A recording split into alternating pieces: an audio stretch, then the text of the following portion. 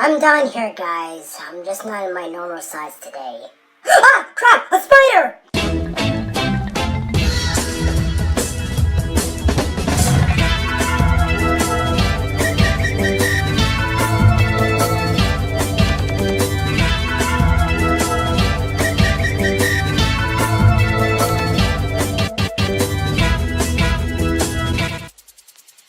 Ant-Man is directed by...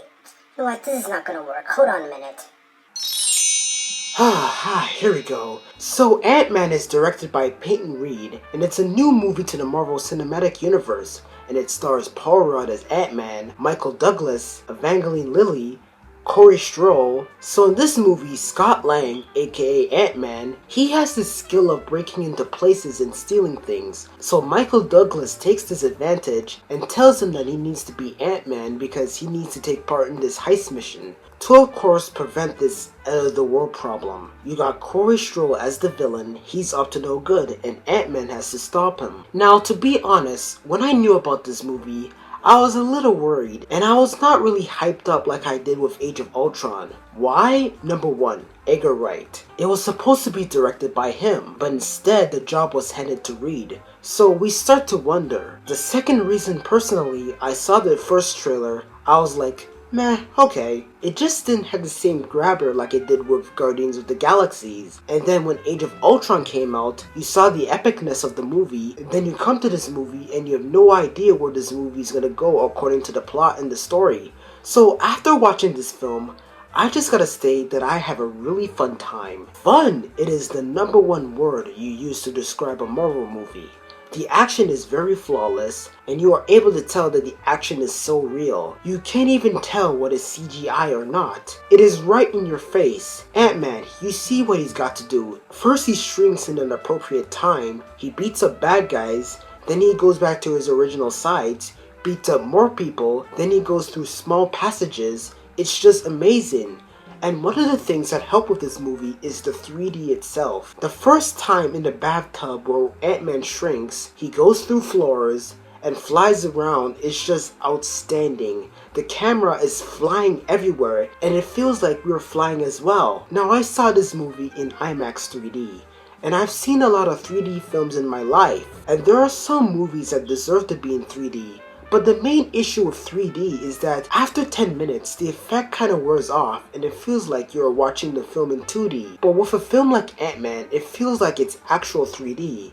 And then you got films that feels like 3D the whole entire time. Now this movie gets really creative when it comes to the army of ants. I mean, it's just not one specimen of ants. I mean, you got these different kinds of ants that could do different things. And it's just cool. And of course, like always, you got the Avenger references, along with some cameos that will eventually lead to some sequels. You got a scene where Ant-Man says, well, why don't the Avengers do this job? Well, here's the thing. You got Ultron, who is basically a robot and a computer that could wipe out this Earth really quickly.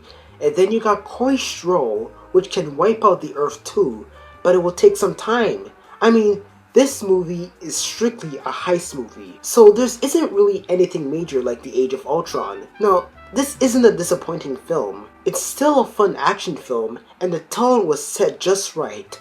Paul Rudd as Ant-Man, I see him and I'm like, are you really the Ant-Man you claim to be? Yes, he is. This guy is in fact the Ant-Man. Robert Downey Jr. is truly Iron Man, Chris Evans is truly Captain America, and Paul Rudd is truly Ant-Man. He's a guy who went through things. He has a daughter he doesn't want to steal anymore until he meets Michael Douglas. This guy is awesome. You love his voice, you love what he does, he has a backstory. He has this relationship problem with his daughter played by Evangeline Lilly. The chemistry between the three people for the most part is done really well, and there's a lot of depth with these characters. Just like Iron Man and Guardians of the Galaxies, this is a really funny film with some of the lines or the sequences from Thomas the Tank Engine. Kinda takes me back to Night of the Museum with the Roman warrior and the cowboy. Also some comic relief with Michael Pena. This guy is just random. Even in the last scene of the movie, it just randomly ends with him, and you're like, what the hell? He did pretty well. So Ant-Man is a really great movie. It has its fun action scenes, some great characters, great 3D sequences, and some great comedic moments. With some of the flaws, I guess I can say that the first 20 minutes of the movie didn't feel like I was watching a Marvel movie. It felt like I was watching some random romantic comedy film. And Corey Stroll as the villain, I didn't entirely believe his character. I find his character to be pretty cliched. The first time you see him on screen, you already know that he's the bad guy. The way he talks, shrinking baby lambs for experiments, he looks scary in that suit, but the problem is, his motivation and reason come off as rushed. But with that, this is a really great movie, and it's amazing because it's Ant-Man.